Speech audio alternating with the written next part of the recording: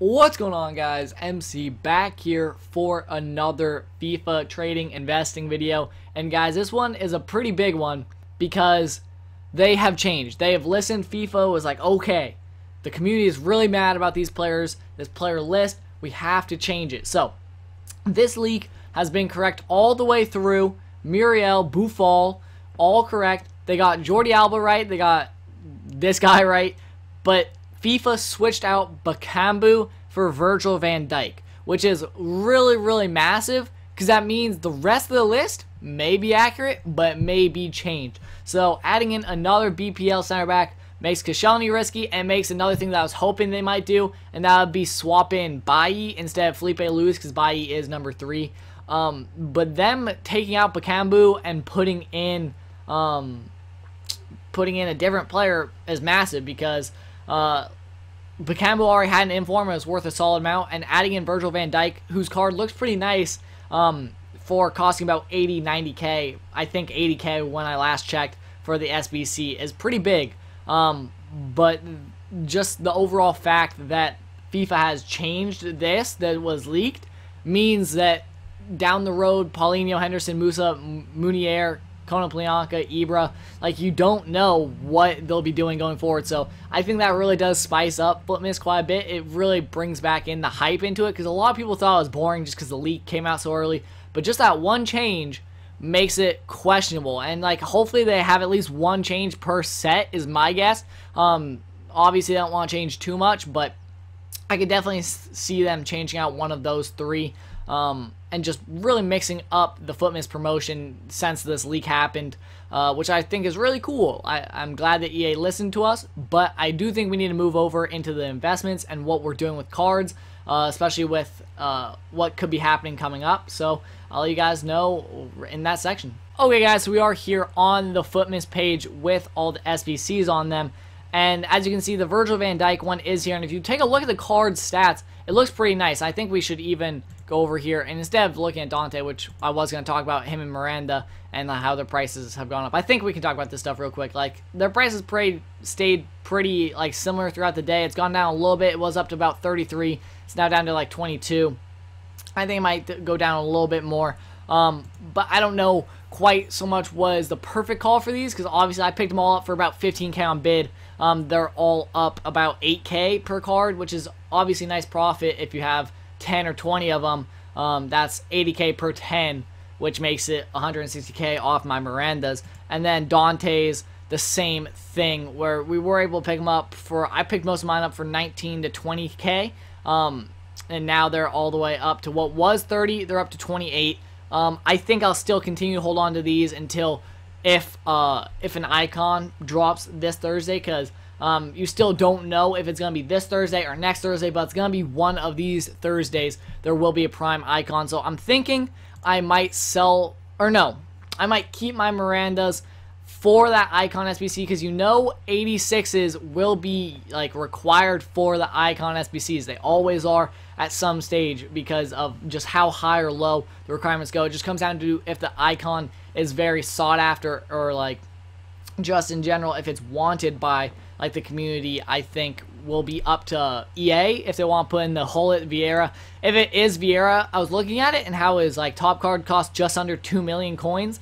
I could probably do the prime icon, which I could see costing just around 2 million coins, which would be pretty nice. I just need to sell some more of my investments, but I probably already have enough, like a lot of the cards to do them, as well as I'll probably want to wait a little bit. I obviously wouldn't do it immediately after it comes out. I'd wait until probably the Footmas hype and the Team of the Year crash comes around to do those cards for very cheap. I think when a lot of like these types of cards will probably go down a little bit, kind of to 15k again on open bid. But I think I could definitely sell these cards as well as these Dantes. We don't know quite what the next Team of the Week is going to bring, so you don't know what ratings there will be in that Team of the Week. But I think these cards are pretty safe investments when it comes down to it. And another thing I noticed is that in like the current Team of the Week, I'll see if I can pull it up. I noticed I had a card invested in from a while ago. If we look out right here at the current, in this Team of the Week. So this guy, he's obviously a striker for a random German Bundesliga team. But if you go to it, there was a previous inform that I remember investing in for the, I think it was one of the Man City Mane, or no, Sane, player of the month hype. I invested in like a few of these cards, and I only still have one in my club just because I keep like discarding forms. And I looked at his price and was like, oh my goodness, he's up to 55k. He went above 60k, and I didn't even know about it. He was just someone that I picked up that week for like 9k, and the player of the month hype rose him up right around like there, I feel like. And then like he just continued to go up with the lack of supply he has. I don't know what his demand is, but apparently his price is up very, very high, and I can obviously sell that whenever I need to, just for like a free 50k profit just from a discard investment. But I do want to look at this Van Dijk's in-game stats, like just on camera, because I haven't checked him out too in depth yet. But I saw like the 75 pace, which isn't bad, 85 defending, and the physical, which has crazy high strength. He obviously doesn't have super high stamina or like aggression, but I think this card, obviously you would put an anchor on him, and he gets up to 82, 94, and 91 for about 80, 90k, which is what the SBC goes for. I think it's right here. Yeah, Van Dijk sells for about 90k if you do the SBC. And the SBC, this is the Alba one. This is the Van Dijk one, which only has an 84 team rating requirement. And obviously, it's pretty easy to get an 84.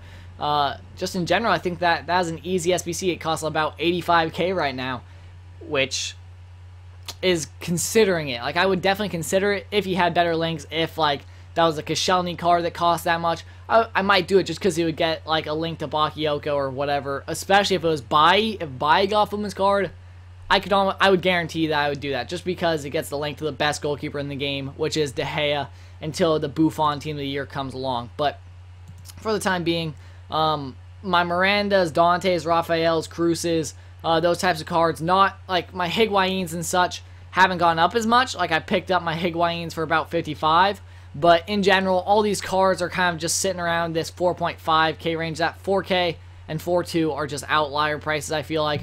I think all of these 84s are selling for just about 4.5 to 5k per card, which is pretty nice. I think that Van Dijk one definitely has caused these cards to, I guess, rise up a little bit, and I think I might wait a few more hours and then sell my 84s, just because I don't see a crazy high, like, I guess, demand for them. Like, I just don't see a reason for me to continue to hold on to them, especially not with the possibility of reinvestments coming up on Thursday, which is my plan, because with either there's a Throwback Thursday where there's a new Prime icon, or there's not. And either of those, I think I can make a lot of money on.